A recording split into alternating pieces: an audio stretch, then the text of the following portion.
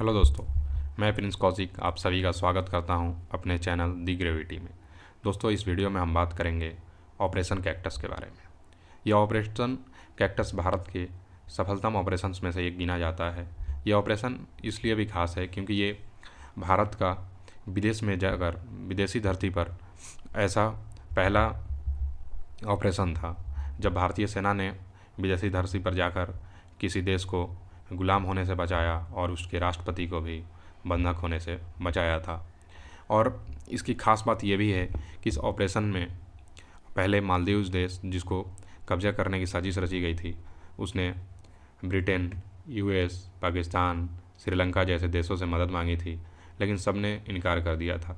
Britain और US ने direct intervene करने से मना कर दिया था, जबकि पाकिस्तान और श्रीलंका ने ये कहकर मना कर दिया था कि वो उनकी मदद करने में असमर्थ हैं। उसके बाद वहाँ के राष्ट्रपति ने भारत के प्रधानमंत्री को कॉल किया और उन्होंने 9 घंटे के अंदर उस देश की मदद पहुँचाई। तो दोस्तों, इस वीडियो में हम ऑपरेशन कैक्टस के बारे में और बात करने से पहले थोड़ा सा मालदीव्स का जोग्राफिकल और पॉलिटिकल हिस्ट्री के बारे में जान लेते हैं, ताकि इस वीडियो को आगे समझने में ज़्यादा आसानी होगी। तो चलिए हम बात करते हैं। मालदीव्स एक काफ़ी छोटा देश है, 4 से 5 लाख की आबादी का ये देश है। आप अक्सर देखते होंगे कि भारत से काफ़ी लोग वहाँ पे वैकेशंस, छुट्टियाँ, अपनी हॉलीडे मनाने के लिए जाते हैं। और ये देश चारों तरफ से समुद्र से घिरा हुआ है और इस देश को सबसे ज़्यादा क्लाइमेट चेंज की वजह से ख़तरा भी माना जाता है, क्योंकि इसकी जो जितने भी टापू हैं जहाँ पे ये देश बसा हुआ है वो समुद्र के सिर्फ 6 फुट ऊंचाई पर भी बसे हुए हैं। तो इसीलिए कहा जाता है कि जब भी हल्का सा भी अगर वाटर लेवल राइज होता है तो ये देश को सबसे ज़्यादा खतरा होगा। तो जैसे हम 1947 तक अंग्रेज़ों के गुलाम थे, वैसे ही ये देश भी 1965 तक अंग्रेज़ों का गुलाम था। 1965 में इन्हें आज़ादी मिली। उसके बाद यहाँ पर लगभग 3 सालों तक राजशाही चली और यहाँ के राजा बने मोहम्मद फरीदीदी, जो कि यहाँ पर 3 सालों तक राज किए। उसके बाद 15 नवंबर 1967 को वोटिंग हुई। वोटिंग इसलिए था कि लोग वहाँ के राजतंत्र चाहते हैं या फिर से लोकतंत्र बहाल करना चाहते हैं। तो इस वोटिंग में पार्लियामेंट के 44 मेंबर्स ने अपना मत दिया। उसमें से 40 लोगों ने लोकतंत्र के पक्ष में मत किया और 4 लोगों ने राजशाही कंटिन्यू करने की बात कही। जिसके बाद यहाँ पे आगे चल के 11 नवंबर 1968 को इस देश को रिपब्लिक डिक्लेयर कर दिया गया और इसके बाद इब्राहिम नाज़िर यहाँ के पहले राष्ट्रपति बने। लेकिन वो जनता की उम्मीदों पर खरे नहीं उतर सके। वो काफ़ी सारे विवादित चीज़ों जैसे करप्शन में उलझे रहे, जिसके बाद से जनता ने काफ़ी उनका प्रोटेस्ट किया और वो देश का सारा पैसा लेकर सिंगापुर में शिफ्ट हो गए। उसके बाद 1978 में एक बार फिर से इलेक्शन होता है और इस बार अब्दुल गयूम वहाँ के दूसरे राष्ट्रपति बनते हैं और वो लगातार 30 सालों तक, यानी कि 1978 से 2008 तक वहाँ के राष्ट्रपति रहते हैं। दोस्तों, नासिर भले ही देश छोड़कर चले गए थे, लेकिन उनके अंदर सत्ता की लालच नहीं जा रही थी उनके अंदर से, और इसी वजह से उनके सपोर्टर्स ने 1980 और 1983 में 2 बार नाकाम कोशिश की थी वहाँ के सरकार को गिराने की, लेकिन वो दोनों बार नाकाम साबित हुए। लेकिन तीसरे बार नाजिर सपोर्टर्स ने बहुत बड़े लेवल पे साजिश की थी। उनका डायरेक्ट टारगेट प्रेसिडेंट को बंधक बनाना था और देश की जितने भी बड़ी ऑफिसेस, जो भी मंत्रालय, जो भी चीज़ें थीं, सबको कब्जा करने का उनका इरादा था। लेकिन उनके प्रेसिडेंट को बाल बाल बचा लिया गया और इसका क्रेडिट जाता है हमारे इंडियन मिलिट्री फोर्सेस को। तो आइए चलिए हम जानते हैं कि 3 नवंबर 1988, जिस दिन नाजिर सपोर्टर्स ने मालदीव्स को कब्जा करने का नाकाम कोशिश किया था, उस दिन सिलसिलेवार तरीके से क्या क्या हुआ था ये हम जानते हैं। तो सबसे पहले 3 नवंबर 1988 को मालदीव्स के प्रेसिडेंट को भारत आना था। इसके लिए भारत के राजधानी दिल्ली से एक हवाई जहाज़ उन्हें लेने के लिए मालदीव के लिए रवाना हो रही थी। ये हवाई जहाज़ अभी रास्ते में ही थी, तब तक भारत के प्रधानमंत्री श्री राजीव गांधी का कहीं इलेक्शन रैली में जाने का अचानक से प्लान बनता है, और इस वजह से राजीव गांधी ने मालदीव्स के राष्ट्रपति गयूम को फ़ोन करके कभी और भारत आने के लिए कहा, क्योंकि वो उस समय व्यस्त थे। दौरा रद्द होने से गयूम तो थोड़ा नाराज़ थे ही, लेकिन उनसे ज़्यादा बड़ा झटका लगा था जो वहाँ के विरोधी थे, जो कि वहाँ के देश को कब्जा करना चाहते थे उनको, क्योंकि उनका पहला प्लान ये था कि जब गयूम देश में ना हो उस समय देश पर हमला किया जाए, ताकि आसानी से उस देश पर कंट्रोल पाया जा सके।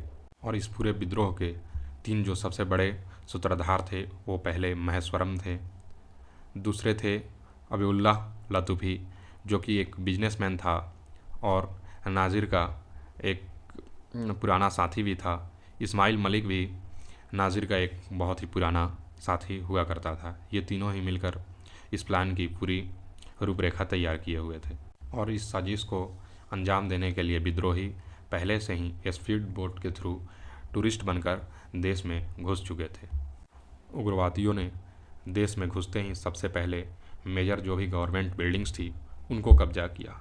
उसके बाद उनका अगला टारगेट था टेलीविज़न स्टेशंस और रेडियो स्टेशंस, ताकि कोई भी खबर लीक ना हो सके, किसी और को इसके बारे में पता नहीं लग सके। और इनका सबसे पहला और मेन टारगेट था प्रेसिडेंशियल पैलेस। लेकिन इस बात की खबर जैसे ही वहाँ के नेशनल सिक्योरिटी एडवाइज़र को लगी, उन्होंने प्रेसिडेंट को डिफेंस मिनिस्टर के सेफ हाउस पर ले जाकर शिफ्ट कर दिया। प्रेसिडेंट को तो सेफली रेस्क्यू करके उनको सेफ हाउस में शिफ्ट कर दिया गया, लेकिन वहाँ के एजुकेशन मिनिस्टर को उग्रवादियों ने बंदी बना लिया, और प्रेसिडेंट पैलेस को भी उन्होंने सीज कर दिया। उसके बाद वहाँ के राष्ट्रपति ने भारत के तत्कालीन प्रधानमंत्री राजीव गांधी से फ़ोन पर बात करके मदद मांगी। उसके बाद राजीव गांधी तुरंत मदद को तैयार हो गए। राजीव गांधी ने उस दिन की सारी कार्यक्रम को रद्द करते हुए एक इम्पॉर्टेंट मीटिंग बुलाई, और उस मीटिंग में भारत के उस समय के आर्मी चीफ, रॉ ऑफिसर्स और कुछ महत्वपूर्ण अधिकारी मौजूद थे। प्रधानमंत्री राजीव गांधी ने होम मिनिस्टर को फ़ोन करके कहा कि एनएसजी को ऑपरेशन के लिए भेजा जाए। तभी एयर मार्शल सूरी ने सुझाव देते हुए कहा कि ऑपरेशन में एयरफोर्स की भी ज़रूरत पड़ेगी, इसलिए ऑपरेशन में एयरफोर्स को भी भेजा जाए। दोस्तों, इस ऑपरेशन को अंजाम देने में सबसे बड़ी मुसीबत जो आ रही थी वो थी कि इंडिया के पास वहाँ के देश के बारे में पुख्ता जानकारी नहीं थी, क्योंकि किसी भी ऑपरेशन को अंजाम देने से वहाँ के रूट मैप को, कि आपको कैसे एंटर करना है, कौन से एयरबेस पे, कौन से एयरपोर्ट पे आपको उतरना है, वहाँ से किस रास्ते से आपको जाना है, कैसे टेररिस्ट के ऊपर अटैक करना है, तो इस चीज़ों के लिए आपको वहाँ का मालदीव्स का मैप चाहिए होता था। आज के ज़माने में जैसे हम मोबाइल फ़ोन पे अपने गूगल के थ्रू ये सब चीज़ें देख सकते हैं, लेकिन उस समय ये फैसिलिटी उपलब्ध नहीं थी। लेकिन एक अच्छी बात ये थी कि जैसे कि मैंने आपको पहले वीडियो में बताया कि मालदीव्स के राष्ट्रपति भारत आने वाले थे, उसी सिलसिले को लेकर वहाँ के जो एम्बेसडर थे वो AK बनर्जी थे उस समय, और वो दिल्ली में ही मौजूद थे। तो उन्होंने काफ़ी मदद किया मालदीव्स के मैप को बताने में, और कौन सा सेफ़ एरिया है, कैसे हम वहाँ पे एंटर कर सकते हैं, इन चीज़ों को बताने में AK बनर्जी ने काफ़ी मदद किया। तो पहला प्लान ये बना कि सोल्जर्स प्लेन से पैराड्रॉपिंग के थ्रू वहाँ पे जाएंगे। लेकिन मैंने जैसे आपको बताया था कि वहाँ पे मालदीव्स में छोटे छोटे करीब 1200 के करीब टापूज हैं, जिसमें 300 से 400 टापूज पे ही लोग रहते हैं। तो इसमें दिक्कत ये आ रही थी कि टापू काफ़ी छोटे थे, और हल्का सा हवा का झोंका भी हमारे सोल्जर्स को कहीं और ले जा सकता था, इसीलिए इस प्लान पे हम काम नहीं कर सके। लास्ट ऑप्शन बचा कि वो हुलहुले आइसलैंड पर जाएं, क्योंकि खबर ये थी कि हुलहुले आइसलैंड अभी उग्रवादियों के कब्जे में नहीं था। और 3 नवंबर 1988 को ब्रिगेडियर फारूक बुलसरा के अगुवाई में भारतीय सेना ऑपरेशन के लिए निकल पड़ी, और मात्र 9 घंटे के अंदर ही भारतीय सेना मालदीव्स पहुंच गई। हुलहुले आइसलैंड पहुंचने के बाद 2 टीम बनाई गई। पहले टीम का काम था कि उस एयरपोर्ट को सेफ रखना, ताकि बाकी ज़रूरत पड़ने पे भी कोई सा भी सैन्य मदद उस एयरपोर्ट के थ्रू भारत से पहुंच सके। और दूसरे टीम का काम ये था कि माले को कैसे भी आज़ाद कराना और वहाँ के प्रेसिडेंट को सेफली रेस्क्यू करना।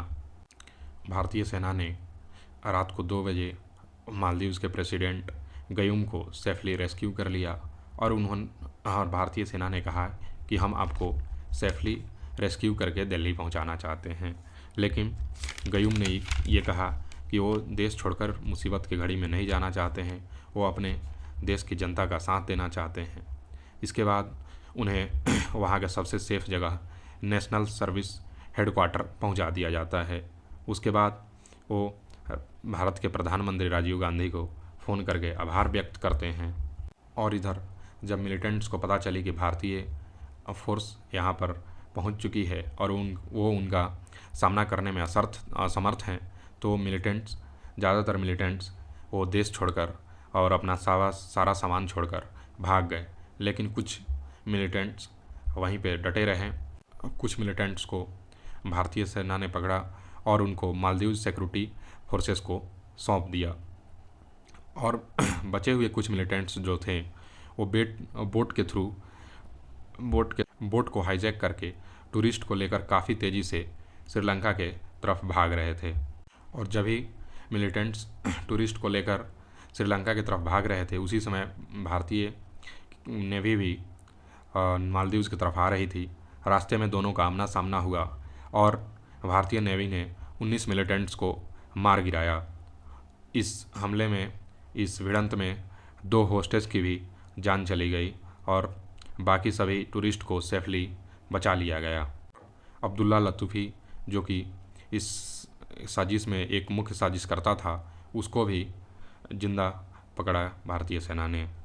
इसके बाद गयूम ने ये रिक्वेस्ट किया कि भारतीय सेना को 1 साल तक वहीं पर रह दिया जाए ताकि मालदीव सेफ रहे। गयूम के रिक्वेस्ट को मानते हुए भारतीय सेना वहाँ पर करीब 1 साल तक रही। दोस्तों, कैसी लगी ये वीडियो, ये हमें कमेंट बॉक्स में आप ज़रूर बताइएगा।